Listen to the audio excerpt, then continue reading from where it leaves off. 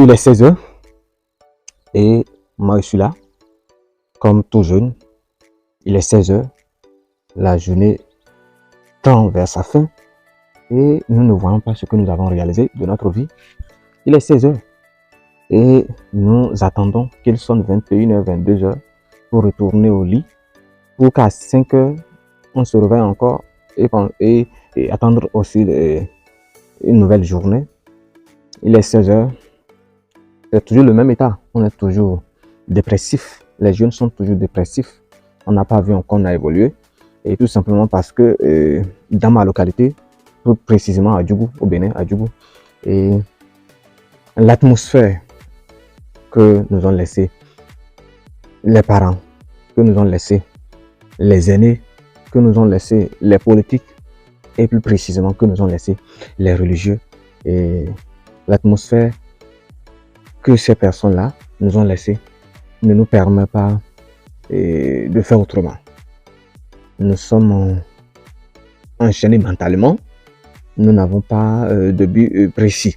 Les jeunes ne savent pas quoi faire, on est laissé à notre sort. Et aujourd'hui, je tiens vraiment à parler de cette situation, de ce phénomène. Chez moi, il est interdit de grandir psychologiquement. Et il est permis, hein, on peut grossir physiquement, mais c'est interdit de grandir psychologiquement. Parce que même quand un aîné fait quelque chose qui n'est pas bon, on ne le reproche rien, on n'a pas le droit de le reprocher quoi que ce soit, parce que c'est un aîné. Et les hommes politiques, ils viennent, ils font que mentir à la population, ils partent, et nous on est là, personne ne parle, et on est là, on attend. D'accord, que les élections prochaines arrivent. Et c'est là on essaie de poser aussi quelques questions et c'est tout.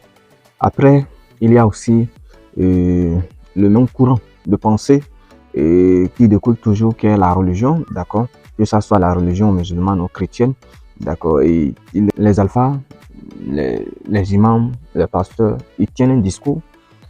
Moi, je pense que il manque un peu de pédagogie dedans, et ce qui fait que nous sommes toujours encastrés, nous sommes toujours enchaînés et nous ne pouvons pas faire autrement. Et les jeunes sont obligés de se retrouver, d'accord, dans des comportements qui sont malsains. Et quand un jeune commence par boire quelque chose ou bien commence par, c'est pas volontiers, c'est pas, il ne le fait pas délibérément. Il faut savoir quelque chose. Quand on referme toutes les portes, ça rend dépressif, ça rend ennuyé, et puis vous ne vous retrouvez pas. Et vous êtes obligé de vous retrouver dans ce genre de comportement. Et la religion musulmane a toujours deux portes, d'accord? Une petite porte où c'est écrit rien que les interdictions, faut pas faire ci, faut pas faire ça, il faut pas atteindre cette limite-là. Il y a cette petite porte-là qui nous interdit beaucoup de choses. Mais après, je vois une grande porte, d'accord, qui nous autorise, d'accord, ou bien qui nous exhorte, qui nous demande même, qui nous... c'est un impératif, en fait, de faire beaucoup de choses. Mais cette porte, cette grande porte-là est restée toujours fermée. L'atmosphère que la petite porte, d'accord, laisse à la population et nous permet pas de nous sentir heureux. La grande porte devrait quand même compenser ce retard-là, ce qui n'est toujours pas fait. Cette grande porte qui nous dit que le bon musulman ou bien le bon chrétien doit être heureux.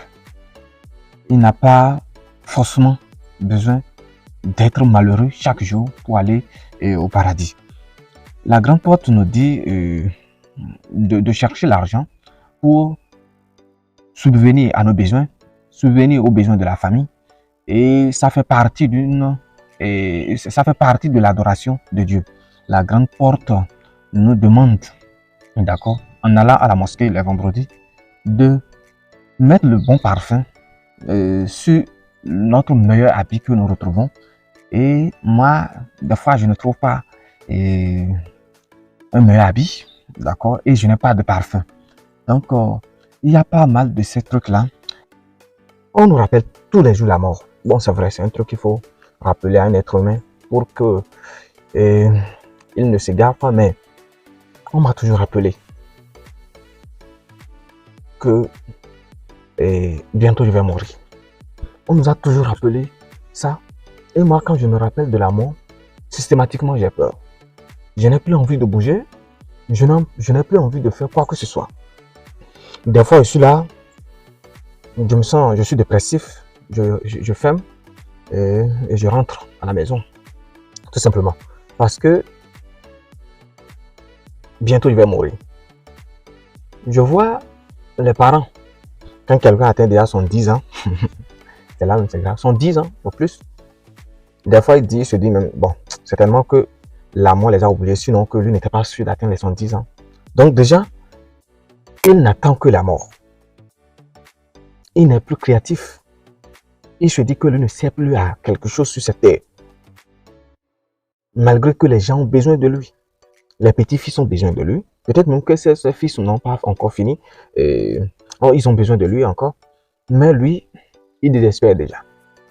Ailleurs, on voit ces personnes de même âge qui continuent, d'accord, d'instruire la jeunesse, d'aider la jeunesse à ne pas faire les mêmes erreurs que chez nous, quand quelqu'un atteint 50 ans et que déjà, il a la chance, il a un enfant qui atteint déjà 12 ans au plus, pour lui, c'est fini aussi. Il sort, hein, il laisse l'enfant, il se dit, bon, c'est fini, il s'assoit dans quelque part, dans une assemblée, et il dit que, bon, la charge maintenant revient à l'enfant, que c'est à l'enfant de gérer le reste. Déjà à 50 ans. S'il est chauffeur, il trouve un apprenti, il lui délègue le véhicule et il reste à la maison. Ou bien si, je ne sais pas, il est vulgarisateur, il est quoi que ce soit, il laisse. Je suis là et malgré mon modeste bagage intellectuel, je suis là. Il y a plein de gens comme ça hein, qui sont là sans objectif. On est là, on regarde. Quand tu veux commencer quelque chose, les gens commencent pas à parler. Non, il ne faut pas faire ça, il ne faut pas faire ci, il ne faut pas faire ça. Je sais que cette vidéo va toucher, ça va choquer. Et tout ce que je veux, c'est que ça mène et ça débouche et ça donne, d'accord, un débat critique intellectuel. Que les gens commencent pas à se demander, et si peut-être, ça peut changer la mentalité. Il faut que ces mêmes personnes qui nous parlent, qui sont nos porte-parole, d'accord, réfléchissent. Parce que si on laisse un seul même courant de pensée nous guider, il se peut que nous ratons même le paradis. Parce que vous devez savoir un truc. Moi qui suis ici, j'ai commencé mes vidéos il n'y a pas longtemps. Mais remarquez, dans tout ce que je dis, vous allez retrouver mes sentiments qui se retrouvent là-bas. Vous allez retrouver mes situations que j'ai vécues. Ça veut dire quoi? Que ce que je dis c'est pas objectif. Et ça n'a pas but d'être, je ne peux pas dire que ça, je ne peux pas connoter ça d'une pensée objective. Parce que ma personnalité se retrouve dans ce que je dis. C'est pareil avec nos dirigeants, que ce soit je sais pas, même les politiciens, quand ils vont, quelqu'un va à la mairie, il dit que si lui va à la mairie, voilà ce qu'il peut faire, voilà ce qu'il peut faire, voilà ce qu'il peut faire. Ensuite, elle n'est pas encore partie. On a vu pas mal de maires comme ça. Mais après, quand ils vont là, c'est là ils retrouvent que ils doivent penser à eux-mêmes. Et donc, leurs émotions viennent s'ajouter à ce qu'ils avaient dit, leur passé, les situations qu'ils ont vécues et leur entourage viennent s'ajouter à ce qu'ils ont lu devant tout le monde et quand ils prêtaient serment. C'est pour dire quoi? C'est pour dire que c'est pas objectif. Il faut que chacun puisse parler, il faut que nous menons des débats, même nos alphas, ceux-là qui sont les gardiens de notre éthique religieuse, doivent normalement à chaque fois tenir des réunions, faire des débats sur la question sociale et revoir leur copie, revoir les prêches qu'ils sont en train de faire, est-ce que vraiment ça porte fruit? Est-ce que à la fois ça nous rend le bonheur et ça nous permet vraiment d'adorer Dieu? On a manqué tout ça là. On n'adore pas bien Dieu. On n'est pas heureux. On n'a pas l'argent. La ville recule. Les jeunes partent en exil. Et après, nous pensons que nous sommes les seuls sur cette terre à rentrer en premier au paradis. C'est paradoxal. C'est paradoxal. Vous voyez? Donc, moi, je pense que nous, les jeunes, nous devons inviter ces aînés-là, ces gardiens-là, et ces élites-là. Nous allons les inviter à revoir leur copie, à nous donner autre méthode. Parce que cette méthode qu'ils sont en train de prêcher ne marche pas. Cette méthode qu'ils ne cessent de nous inculquer ne marche pas. Si ça marchait, pourquoi autant, d'accord, de départ sans retour? Pourquoi autant de morts? Parce que quand même, vous n'êtes pas sans savoir, l'espérance de vie en Afrique n'est pas la même en Europe. Mais pourquoi? Et pourtant, c'est nous qui prions. Ou bien, bon, dans nos prières, on prie que Dieu vienne nous chercher, que la mort vienne vite à nos côtés. Je ne pense pas que ça soit nos prières. Mais pourquoi nous mourons plus vite chez nous qu'ailleurs? Je disais, c'est que nous devons demander à ces gens-là de revoir leur copie. Ils sont plein comme ça. Et ce qui me fait mal, moi, et dites-nous la vérité, ils sont là. La plupart d'entre eux, ils sont à l'aise. Les alphas là, ils sont à l'aise. Ils gagnent bien leur vie. Et nous, on est là. En tant que fidèles, on a du mal à vivre décemment.